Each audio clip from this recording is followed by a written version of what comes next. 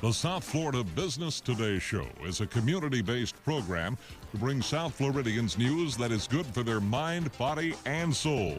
The show presents new and old business developments, insurance and financial reports, combined with health and wellness topics for a better well-being. Each show is also concluded with the Around Town segment, which wraps up the fun side of South Florida with restaurant and club reviews. Also, weekly special events which everyone would want to be part of.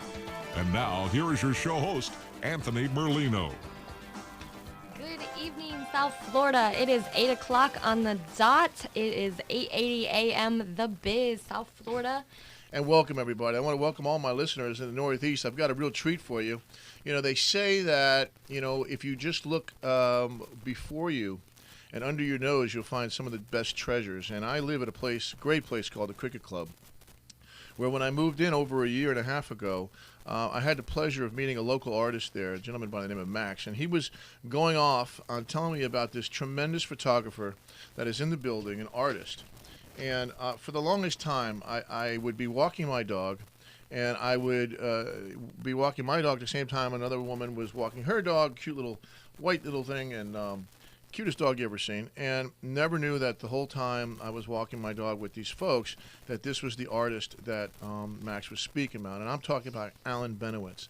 And it's a real treat, folks. I've got a chance to look at his artwork, and we talked, and I'm honored to have him in the studio with us today. Alan, welcome to the show. Thank you, Tony. I'm glad to be here. Well, so you've got so much, and I got to tell you, the first thing I'm going to tell you is I'm going to have you back because I did get a chance to look at your stuff, and what you do and your history is tremendous in where you started to where you are now. And what I'd like to do is tell our audience a little bit about Alan. Well, I'm Brooklyn-born of deaf parents. My career was as a court reporter, which is ironic considering where I came from. But we had 4 siblings, all of hearing. My parents' hearing was lost due to scarlet fever and not congenitally, so it was ironic. But I learned how to be a great speller and translating for my mother. I had to learn sign language when I was 6 years old and learn how to spell. As a result, I had 100% in spelling all throughout elementary and high school. Then I was in the spelling bee in the 8th grade, and they were all taking bets on me. They had 500 students in the audience. Well, in Brooklyn, I hear they do a little betting at Brooklyn. You got it. And so there I am. I'm on the stage, and I'm told by the teacher, Master Benowitz, you're the first one up. The word you're to spell is committee. Say it, spell it, and say it, and pronounce it. Well, there was a little red-haired girl in the first row that I had a crush on, and there she was smiling at me, and I spelled it C-O-M-M-I-T-E-E. I blew it, and I was booed by the whole audience. I never forgot it, never missed a word after that. Wow. And then I entered the court reporting profession. Well, you do have a beautiful wife, Jo, correct? Yes. And have you spelled any words wrong since you've been with her? Hopefully not. No. Okay, good. Well, there's a couple of things that come to mind, which is your passion. And I know you started, as we were talking earlier, as a court reporter. Talk to me about the evolution. You have so many good tales about your life and why you're as good as you are right now. But it started off as a court reporter, right? Yes. Well, coming from a meager background, I was hungry, and that usually gives you motivation to drive a little harder. And I got my Brooklyn drive there. And as a result, I finished business college, a 3-year program in 11 months, and I was on a scholarship, and I thought I could get the rest of the money. Didn't work that way, so I went to night school and improved my skills even further, and I had a teacher dictating the New York stock quotations at 235 words a minute, and that got me up with the syllabic count till about 260 words a minute. And it was at night school when a court reporter principal in Miami came to New York looking for court reporters to improve his staff. And I was referred 3 weeks out of school. And Charlie Foster, my teacher, said, Benowitz, you ought to go down there. You have no ties. You're 19. Go. So I did. I had just gotten a new 61 Chevrolet. First payment was staring me in the eye. I had $200 to my name. Wait, first, let's tell the audience what the payment was for that Chevrolet. $75. Oh, my God. $3,200 car. A $3,200 car. Put $1,000 down, and the payment was $75 a month. Anyway, I went down to Miami with my friend on H-Arrow, and we drove down in this new Chevrolet. And then after 10 days at the Casablanca Hotel, I had $2 left, and I walked into the office not knowing that I had to rent an apartment, et cetera, et cetera. And then I learned that my boss didn't pay me until the attorneys paid him.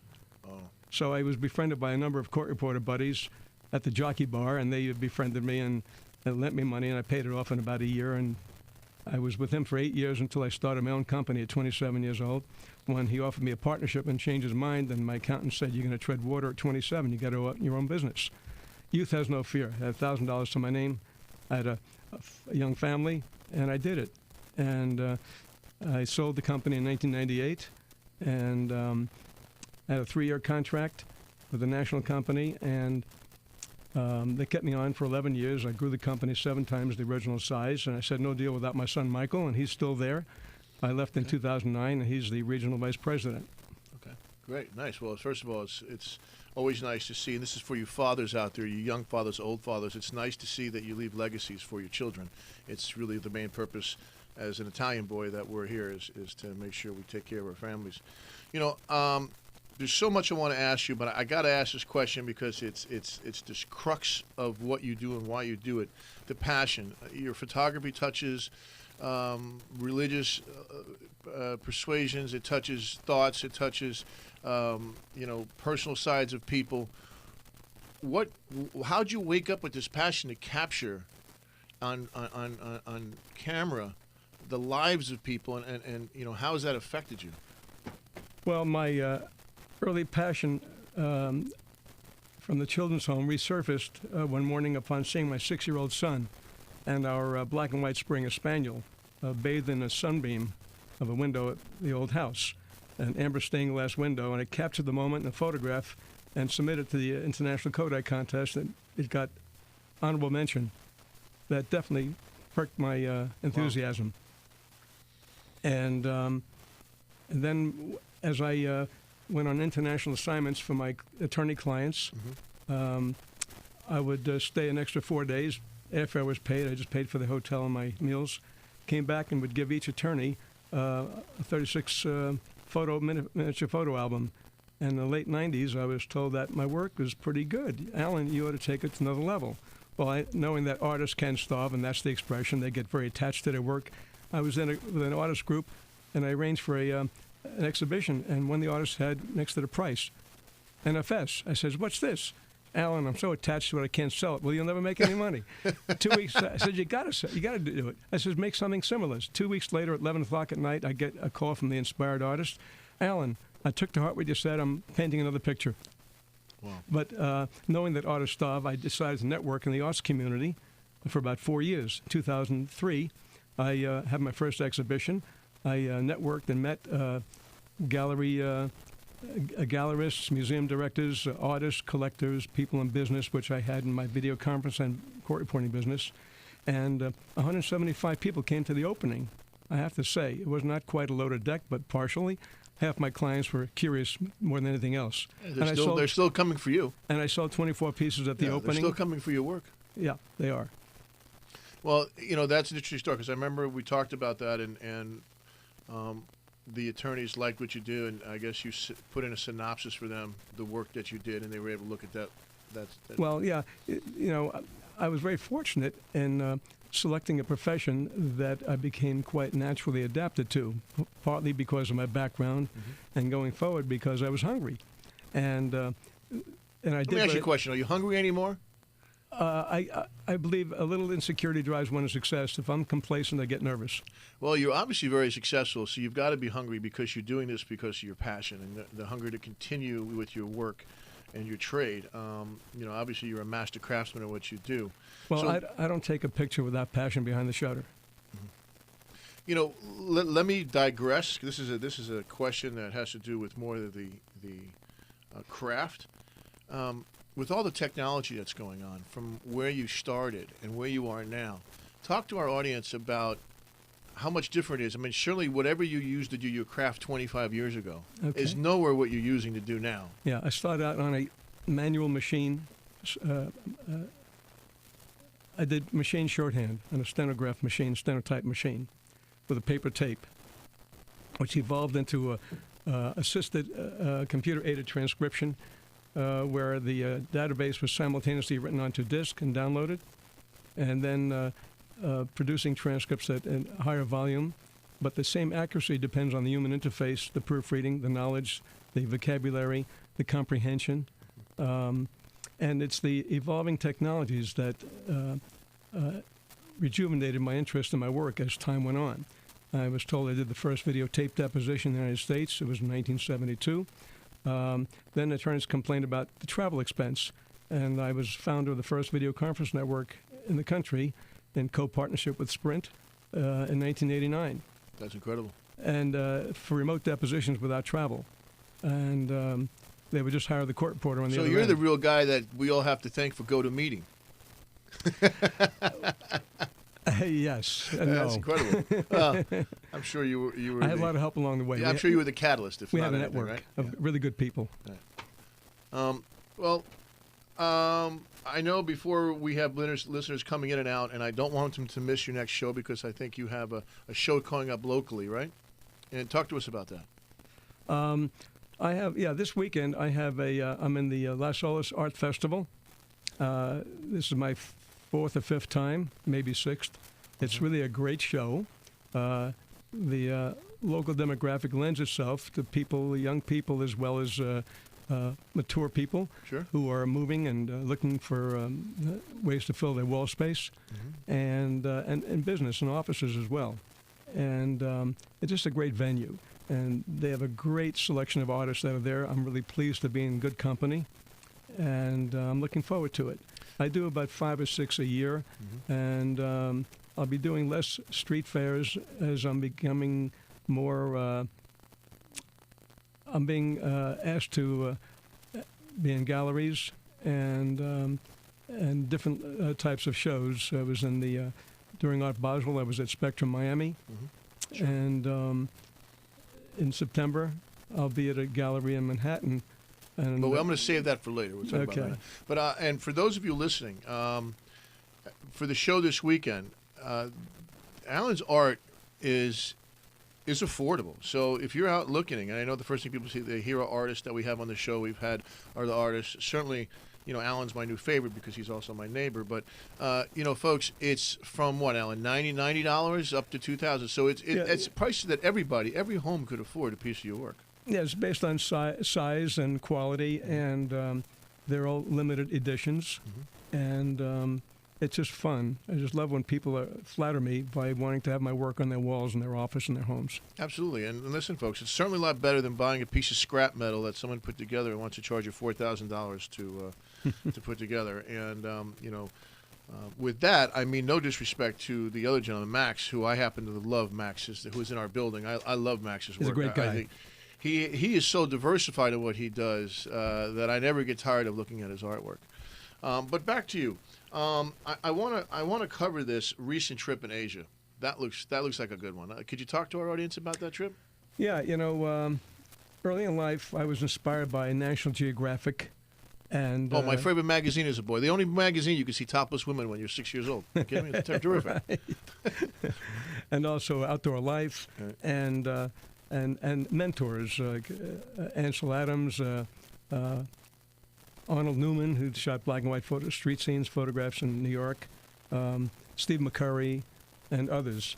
And in my many travels throughout the world, my eye always gravitated to the people, and whom I found interesting in light of their varying customs, their occupations, personal lives, colorful dress, religious and otherwise rituals, plights, and hardships, and how they seem to thrive and survive amongst the most daunting of challenges. And as I said before, I don't take a photo unless there's passion behind the shutter. And they give me that opportunity, which I like capturing and sharing with others. Earlier on film, until I went digital 2 years ago, begrudgingly to digital. Right. I like the color saturation of film, but the cameras they build today are just fantastic. And from my travel experience, I developed a greater appreciation for life and for our forefathers and mothers who came to this country overcoming great challenges to give us a better way of life. And by these experiences, it creates a dichotomy. I love that word, by the way. Love that word. Of how much we really should appreciate living in the United States of America with all the freedoms that we have. Well, Asia is certainly the place to do that because you can go there and the diversity of the cultures, and you can see like you said, the paramount struggles, the will to live, the will to survive, and quite frankly, what I say to my kids, and I've said it to them when they were growing up in South Florida, which is, in retrospect, to be grateful for what you have, and there are people there that you deal with. That are as rich as the richest people here in the world. They just don't use money to quantify that. The people I've met, whether it's in Cuba, whether it was in Africa or India, and in Asia, the countries I went to were in Sri Lanka, Nepal, Bhutan, and Singapore. I found them, especially in Cuba, too, I found them to be very gentle, very kind, intelligent, and poor. And I repeat, the poor in most of the countries. Sure. But some of them don't know they're poor. They're rich in culture. We call them poor, but then, like I said, that was my comment. We're going to go to commercial, but I want to tell my listening audience out here, he really does look the look, too. This guy is good looking. I got a picture of him with his windbreaker on here, folks. You look like you belong in National Geographic. Okay, there's a couple of things I did want to go over with you, which is your trademark. And, it's kind of funny because people talk about their trademark, and then when I ask them, Alan, about their trademark, it has nothing to do with what they do. But I have a feeling in your case it's going to be totally different. So I know your trademark is depth and texture. Talk to us about that. Well, it's all what goes into creating a passion for what turns you on. And in depth, with the goal of drawing one's eye into the picture where the moment was captured is key for me, and texture, which gives me a visceral pleasure, highlighting various objects, multifaceted shapes and shades of light, and it brings a still image to life. And each subject I capture is motivated by passion. And part of that is, in addition to architecture and nature, my eye gravitates toward people. Mm-hmm. And I just had a People of the World exhibition at the Carl Gables Museum the week before last, and it's really creates a lot of passion. People tell you a lot with their eyes, with their occupations, and their plight, it just brings out, I think, the best in me as a photographer. And I wanted to ask you a question about that. Is it, I don't want to say is it disappointing, but do you find that when you take your photos and you have someone sitting beside you, they're drawing something totally different than what you saw? And is that okay for you? Yeah. Well, I shoot primarily candid photographs of people. I do not want them to pose for me. It changes the dynamic. It changes what attracted me to capturing their moment in life. And so But I'm saying, like, when you put that photo on a wall, and have you ever done this? Have you ever not let anybody know that you're the artist and sat in an exhibition next to somebody and say, hey, what do you see there? Definitely. Okay. At the Carl Gables Museum. Okay. The show was, I was the featured artist for 3 days. Friday, the opening, and gallery night, Saturday and Sunday. Right. I came over Sunday for about 2 hours, and I just sat there on the bench watching people's reaction to the photographs. I never told them who I was. Excellent. Okay, and I would ask them questions. What's your favorite piece and why? Excellent. That's what I'm looking for. Yeah. And what do you find? And how what are some of the? It's amazing. Now, my most popular piece is Cigar Lady from Cuba. Cigar Lady. Okay. Yeah, if you see it, you'll know why. Okay. However, I had a number of people say their favorite was another piece, and it's interesting how people draw on their own experiences in selecting a favorite picture, which helps them identify with something personal that they've experienced in life. Mm-hmm. And those are the differences. Well, and it's true, beauty isn't to be a high of the beholder. And, I do appreciate what you're talking about as far as catching people in the moment without them posing or changing the dynamics of where they are, what they are, and who they are. And I think that really is, to me, a sign of a quality, a good artist. Thank you. You don't let anything taint the moment. It's also not just the eye of the beholder when you're taking the shot, it's the eye of the viewer and what it does and what message it sends to the viewer. And it was so varied in that anonymous, not anonymous, but